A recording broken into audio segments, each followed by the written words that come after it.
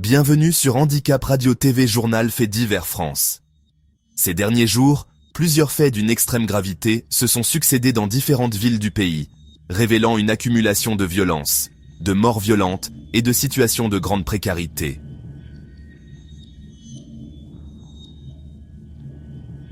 À Lille, dans le département du Nord, deux affaires distinctes de féminicide ont profondément marqué l'actualité locale. Dans un premier dossier, une femme âgée de 34 ans a été retrouvée morte au domicile de son compagnon. Les secours ont été alertés par l'homme lui-même.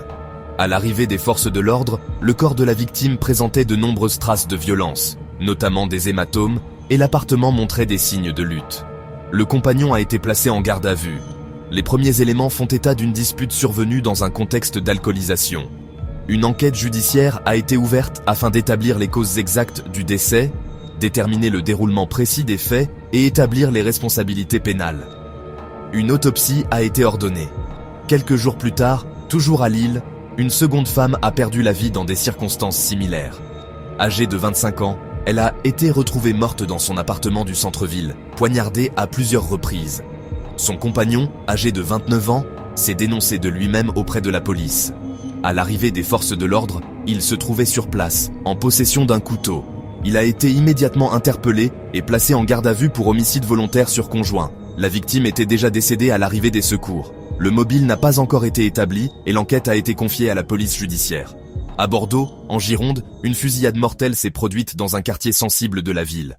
Un jeune homme âgé de 19 ans a été atteint par plusieurs tirs à l'arme à feu alors qu'il se trouvait dans la rue. Grièvement blessé, il a été transporté à l'hôpital où il est décédé des suites de ses blessures. Les enquêteurs privilégient la piste d'un règlement de compte, possiblement en lien avec le trafic de stupéfiants. Plusieurs suspects ont été interpellés et une arme de type fusil d'assaut a été saisie.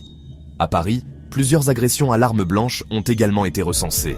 Un homme a attaqué successivement 3 femmes, leur portant des coups de couteau dans différents secteurs, notamment dans le métro parisien.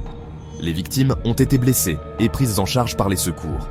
Le suspect a été rapidement interpellé grâce aux investigations et à l'exploitation des images de vidéosurveillance. Par ailleurs, plusieurs décès de personnes sans domicile fixe ont été constatés ces derniers temps dans différentes villes.